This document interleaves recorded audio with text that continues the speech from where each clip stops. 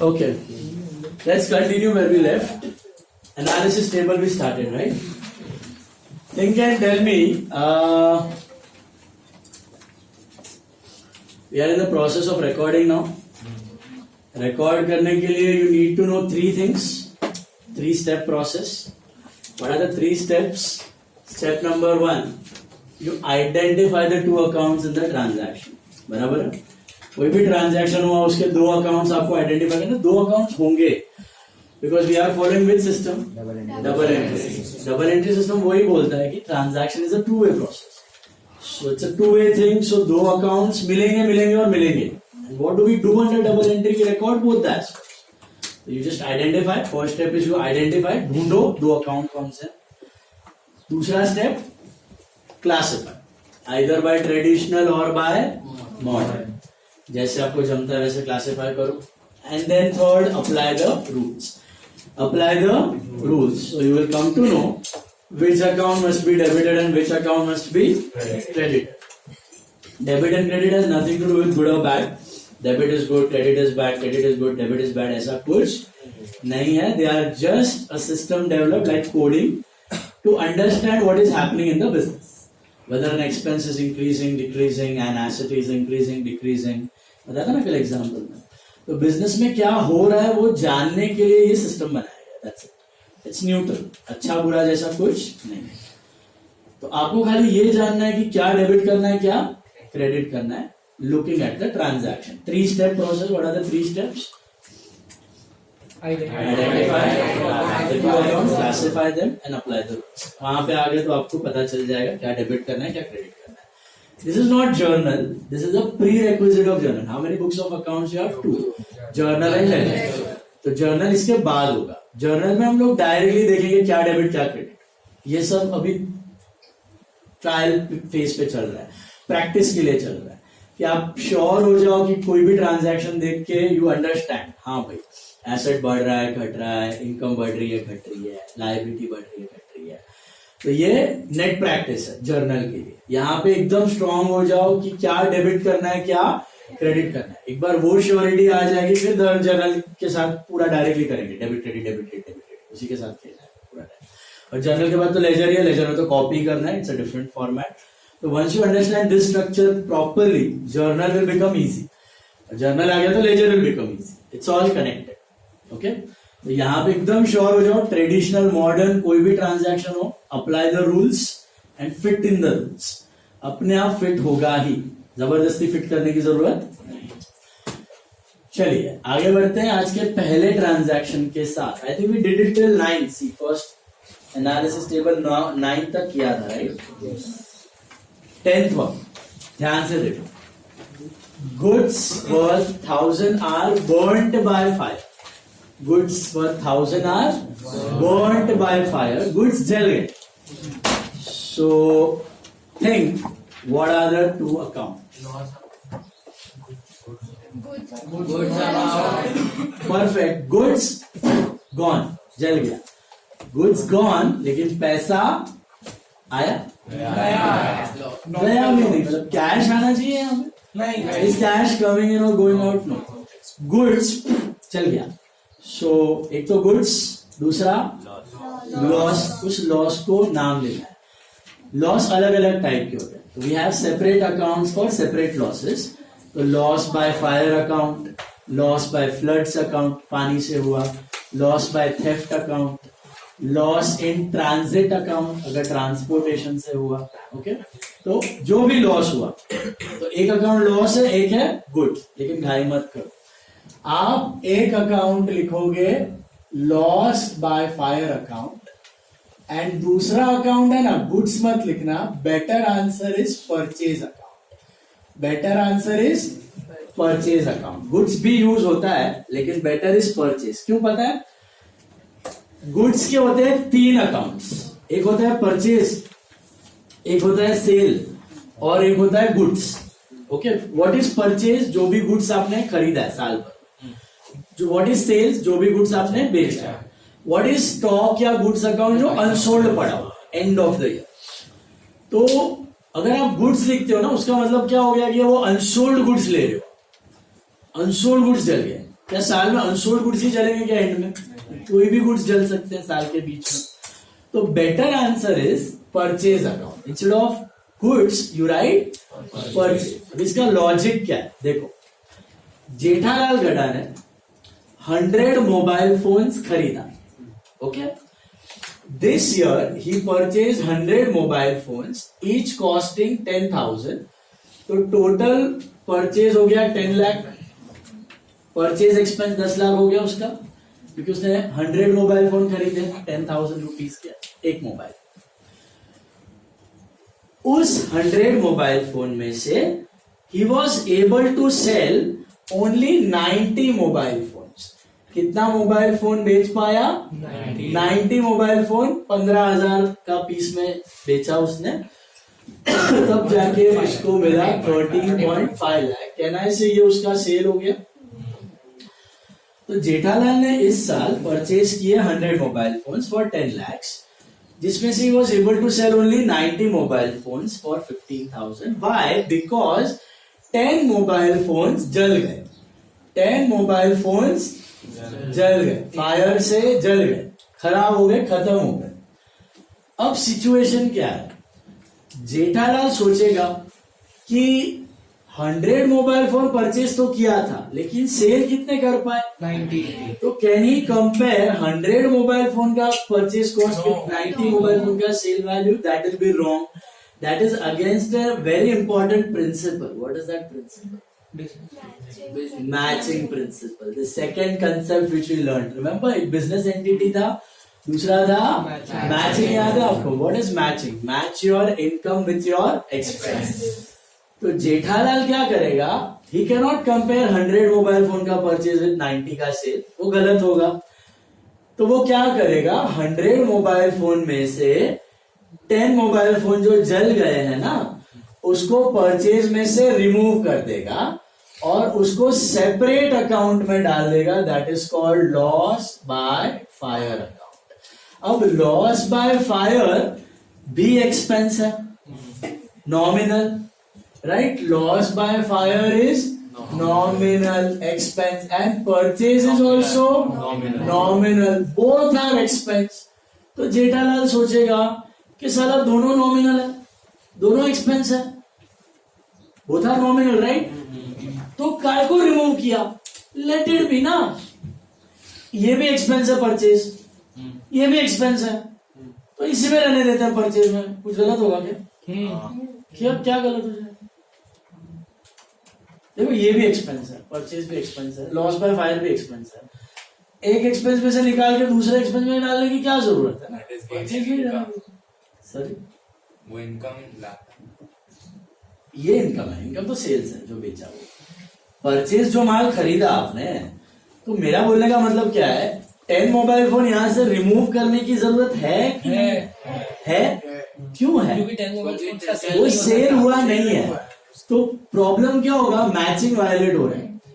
Imagine करो अगर 100 mobile phone में से 80 मोबाइल फोन जल गए.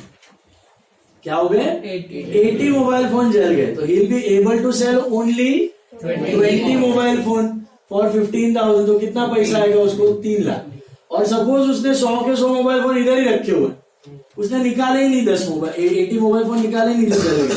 तो यहाँ पे उसको क्या देगा? अरे भाई, परचेज का कॉस्ट 10 लाख था और सेल का पैसे आए 3 लाख, तो 7 लाख का लॉस हो गया. बिजनेस अच्छा नहीं कर रहा है, मोबाइल फोन के धंधे में पैसा नहीं है, चलो बंद कर देते हैं. But is that the situation? धंधा तो अच्छा किया उसने. जो मोबाइल फोन बेचे वो तो प्रॉफिट पे बिके हैं. लफड़ा क्या हुआ था? लॉस बाय फायर हो गया था. जल गए थे 80 मोबाइल फोन. अब क्या वो 80 मोबाइल फोन हर साल जलेंगे? नहीं. क्या ये 10 मोबाइल फोन हर साल जलेंगे? नहीं. इनको बोलते हैं अबनॉर्मल आइटम. क्या बोलते हैं? Abnormal item.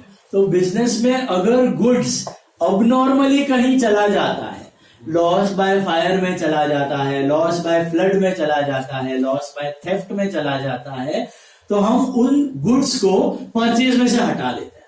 We remove those goods from purchase and we keep them under separate account. तो जेठालाल क्या करेगा? इस साल जो 10 मोबाइल फोन जल गए हैं उनको परचेज में से हटा के किधर डाल देगा?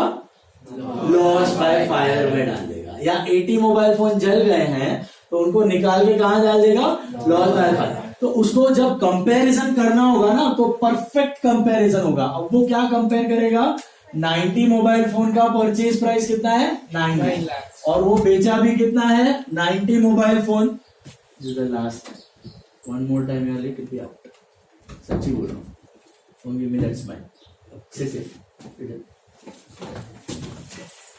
When you miss the concept, you won't understand Adhika. And this was a very important.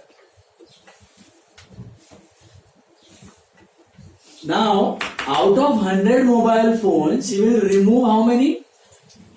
10. 10 को निकाल ही डालेगा और किधर डाल देगा? Loss by fire account. वो भी खर्चा है, ये भी खर्चा है, अलग अलग। तो ये खर्चा भी कितना है?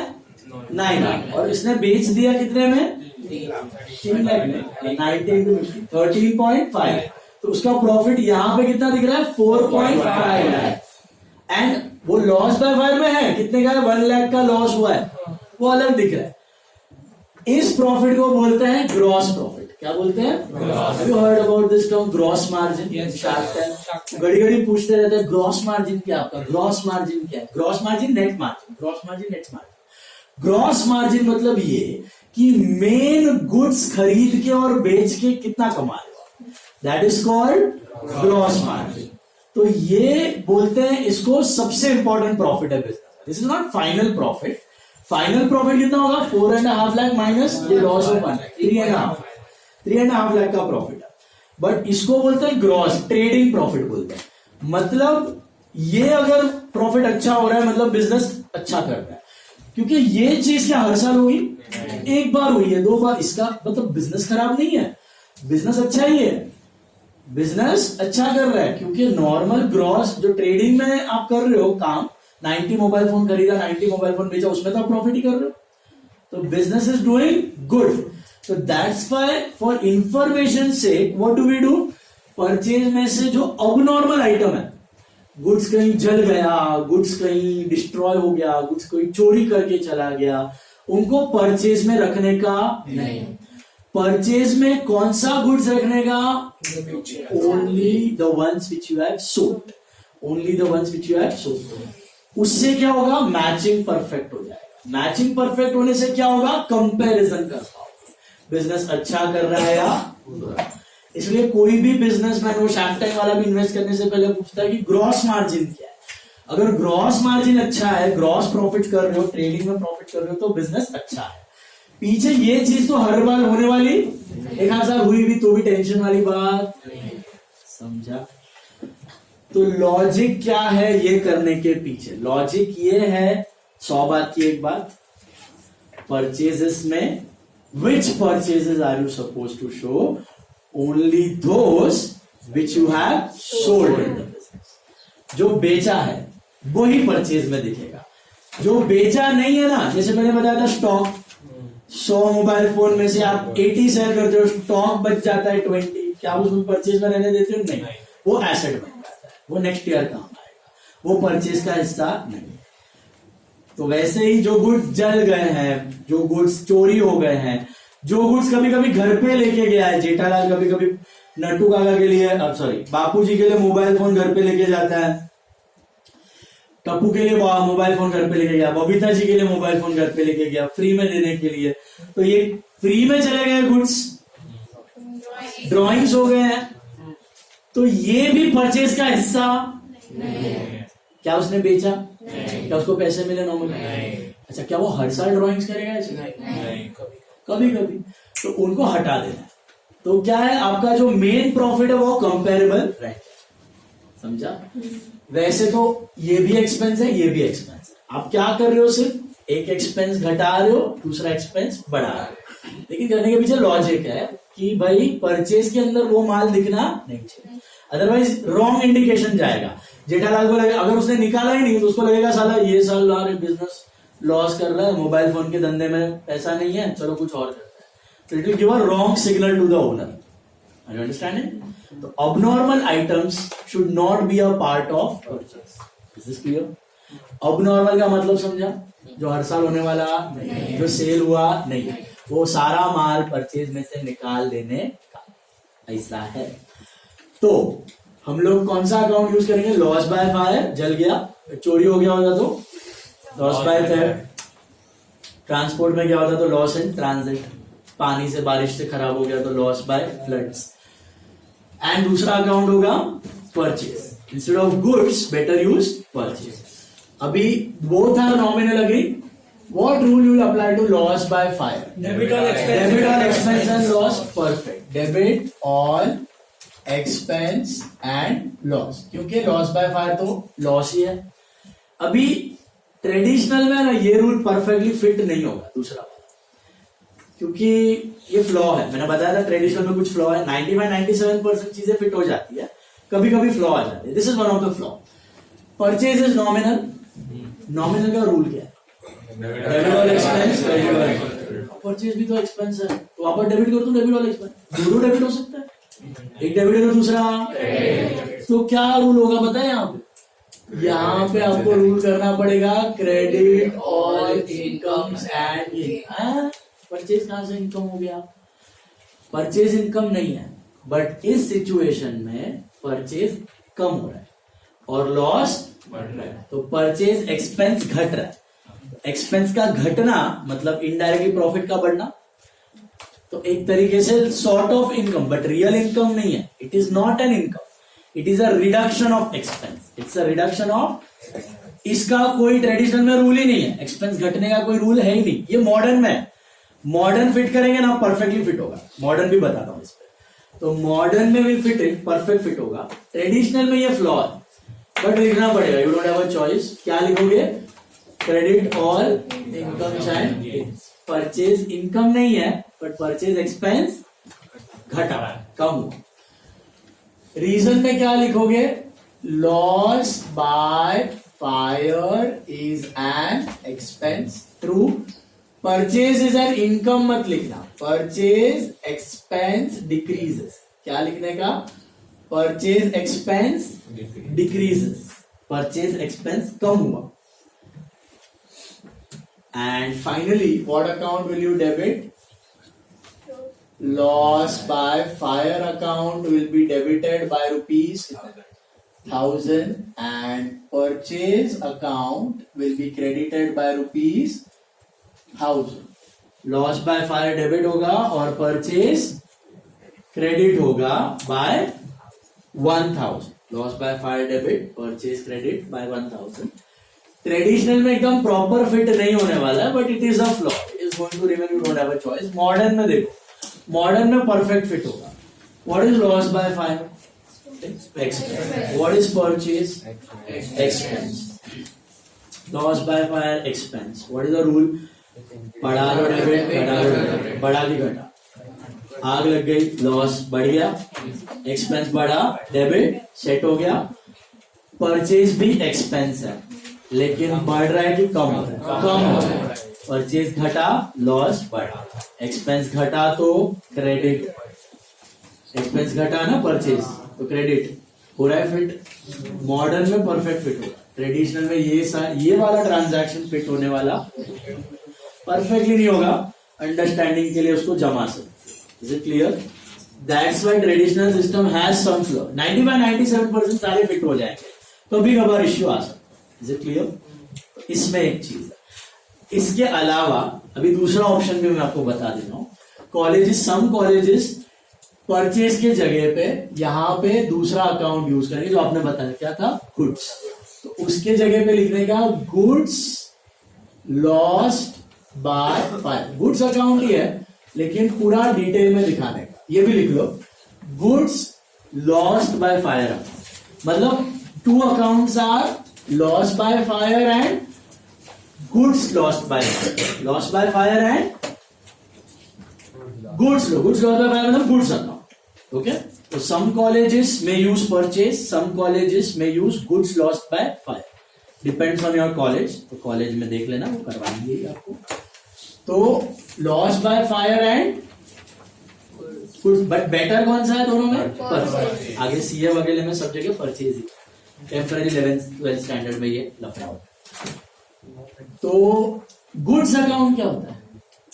Real asset unsold stock. यहाँ पे मजूम कर रहे हो, वो अनसोल्ड वाला ही जला, परचेज वाला साल भर में नहीं जला, अनसोल्ड वाला ही जला। तो ये रियल हो गया।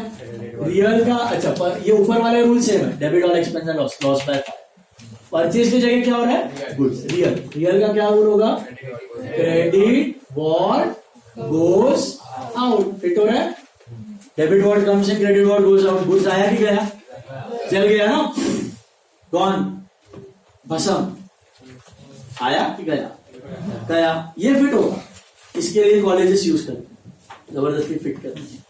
But actual account is not goods, it is purchase. It's better if you use purchase. So goods lost by fire, credit what goes out, and finally goods gone and loss by fire account is debited by rupees how much? 1000, and goods lost by fire account is credited by 1000. Loss by fire debit and goods lost by fire. So either you can use loss by fire and purchase, or you can use loss by fire and goods lost by fire. Depends on the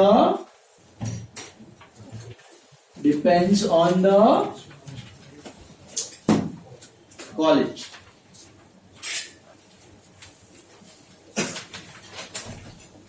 Okay, depending on the college. Got it? Mostly NMBT by they prefer purchase, Udar they prefer purchase. बाकी सब colleges में दोनों चला लेते हैं, purchase और goods loss by fire. सोमैया mostly goods loss by fire. करें आगे। Purchase machinery worth 10,000 for cash. आराम से सोचो, purchase machinery for cash. Machinery खरीदा, पैसा दिया, इमेजिनेशन में आया, सोचो what are the two accounts. Can I write purchase and cash? Yes, sir. Can we use purchase? Machinery and cash. What will be wrong if I use purchase? because वो cell के लिए नहीं है, वो use के लिए है। वो सेल के लिए नहीं है, वो यूज करने वाले हैं। But purchase किसके लिए यूज करते हो पता है? अरे डेफिनेशन में करवाया था, purchase and sales. Purchase word, purchase account किसके लिए यूज करना है? सिर्फ गुड्स, सिर्फ गुड्स। सेल्स किसके लिए यूज करना है? सिर्फ गुड्स के लिए। एसेट के लिए परचेज से यूज नहीं कर सकते। मैं बोलूं मेरा साल का परचेज 20 लाख है, what am I talking about? Goods का परचेज। मैं बोलूं मेरे साल के सेल्स 50 लाख है, what am I talking about? Goods का सेल, नॉट एसेट का सेल। तो हमेशा याद रखना, purchase and sale, this term can be use only for goods. ये अकाउंट सिर्फ गुड्स का है और कुछ नहीं। सर हम लोग मशीनरी में डील कर रहे होते तो मशीनरी गुड्स हो जाते ना, ऐसे नहीं।